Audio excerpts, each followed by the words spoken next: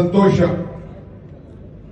ಇವತ್ತು ನೀವೆಲ್ಲ ನಿಂಬೆ ನಾಡಿಗೆ ನನ್ನನ್ನ ಕರೆಸಿದ್ದೀರಿ.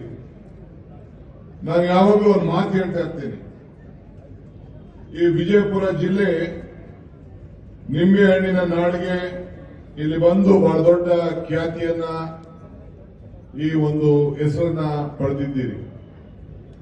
ಬಹಳ ಇತಿಹಾಸವನ್ನ ಈಗಾಗಲೇ ಎಂ ಬಿ ಪಾಟೀಲ್ ಅವರು ಈ ದೇಶದ ಹೋರಾಟ, ಸಾಹಿತ್ಯ, ಪರಂಪರೆ, ಧಾರ್ಮಿಕ ಇವೆಲ್ಲ ಕೂಡ ಈಗಾಗಲೇ ಹೇಳಿದ್ರು. ನನಗೆ ಸನ್ಮಾನ ಮಾಡಬೇಕಾದ್ರೆ ಕಿತ್ತೂರು ರಾಣಿ ಚೆನ್ನಮ್ಮನ ಪ್ರತಿಮೆಯನ್ನು ಕೊಟ್ಟು ಒಂದ್ ಕಡೆ ಸನ್ಮಾನ ಮಾಡಿದ್ರು, ಮತ್ತೊಂದ್ ಕಡೆ ನಮ್ಮ ಜಿಲ್ಲಾ ಕಾಂಗ್ರೆಸ್ ಅಧ್ಯಕ್ಷರು ಗೋಲ್ ಗಂಬಸ್ ಕೊಟ್ಟು ಸನ್ಮಾನ ಮಾಡಿದ್ರು. ಇದೇ ನಮ್ಮ ಸರ್ಕಾರದ ಒಂದು ವೈಶಿಷ್ಟ್ಯ. ಎಲ್ಲ ಜಾತಿ, ಎಲ್ಲ ಧರ್ಮಗಳನ್ನ ಒಟ್ಟಿಗೆ ತೆಗೆದುಕೊಂಡು ಹೋಗ್ತಾ ಇರೋದೇ ಈ ಸರ್ಕಾರದ ಒಂದು ವಿಶೇಷವಾದಂತಹ ಶಕ್ತಿ ಅಂತೇಳಿ ನಾನು ಭಾವಿಸಿಕೊಂಡಿದ್ದೇನೆ. ಈ ಮೂಲದಿಂದ ನಾವು ಬದುಕಿ ಈ ಕೆಲಸವನ್ನು ಮಾಡ್ತಾ ಇದ್ದೇವೆ. ಸರ್ವಜ್ಞ ಒಂದ್ ಕಡೆ ಅವರು ಮಾತು ಹೇಳ್ತಾರೆ.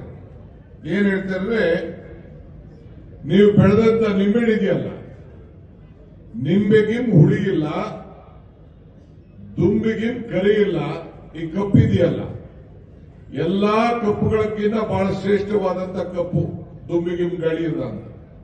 ಶಂಭುಗಿನ್ನ ಅಧಿಕ ದೇವರಿಲ್ಲ. ಶಂಭು ಅಂದ್ರೆ ಶಿವ. ಎಲ್ಲ ನಮ್ಮ ಹಿಂದೂ ಧರ್ಮದಲ್ಲಿ ಎಲ್ಲಾ ದೇವರಿಗಿನ್ನ ದೊಡ್ಡ ದೇವರು ಯಾವ್ದಪ್ಪ ಅಂದ್ರೆ ಈಶ್ವರ ಅಂತೆ. ಅವನಿಗೆ ಶಂಭು ಅಂತ ಕರೀತಾರೆ. ಅಂದ್ರೆ ನಿಂಬೆಗೆ ಹುಳಿ ಇಲ್ಲ ಅಂದ್ರೆ ಎಲ್ಲಾ ಹುಳಿಗಳಕ್ಕಿಂತ ಶ್ರೇಷ್ಠವಾದಂತ ಹುಳಿ ಮಾವಿನ ಹುಳಿ. ಈ ಹುಳಿ ಎಲ್ಲದಕ್ಕೂ ಕೂಡ ಒಂದ್ ಕಡೆ ರುಚಿಗೆ, ಒಂದ್ ಕಡೆ ಪೂಜೆಗೆ, ಇನ್ನೊಂದ್ ಕಡೆ ದೃಷ್ಟಿ ತೆಗಿಲಿಕ್ಕೆ, ಎಲ್ಲದಕ್ಕೂ ಕೂಡ ನಾವು ಈ ನಿಂಬೆಹಣ್ಣ ಉಪಯೋಗಿಸ್ತೇವೆ. ಇದು ಬಹಳ ಶ್ರೇಷ್ಠವಾದಂತಹ ಹುಳಿ ಆ ನಿಂಬೆಹಣ್ಣಲ್ಲಿ ಇರ್ತದಂತೆ. ಕೊನೆಗೆ ಏನ್ ಹೇಳ್ತಾರೆ, ನಿಂಬೆಗಿಂ ಹುಳಿ ಇಲ್ಲ, ದುಂಬಿಗಿಂ ಕರಿ ಇಲ್ಲ, ಶಂಭುಗಿಂತ ಅಧಿಕ ದೇವರಿಲ್ಲ, ನಂಬಿಕೆಗಿಂತ ದೊಡ್ಡ ಗುಣ ಇಲ್ಲ ಅಂತ. ಎಲ್ಲಾ ಗುಣಗಳಕ್ಕಿಂತ ದೊಡ್ಡ ಗುಣ ಯಾವ್ದಪ್ಪ ಅಂದ್ರೆ ನಂಬಿಕೆ ಅಂತೆ. ಹಂಗೆ ಈ ಒಂದು ಬಿಜಾಪುರ ಮತ್ತು ಬಾಗಲಕೋಟ್ ಒಂದು ದೊಡ್ಡ ಜಿಲ್ಲೆ, ಒಂದೇ ಜಿಲ್ಲೆ ಎರಡು ಭಾಗ ಆಗಿದೆ. 10 ಜನ ಶಾಸಕರನ್ನು ಕೊಟ್ಟು ಈ ಬಲಿಷ್ಠವಾದಂತಹ ಗ್ಯಾರಂಟಿ ಸರ್ಕಾರವನ್ನ ಈ ರಾಜ್ಯದ ಜನತೆ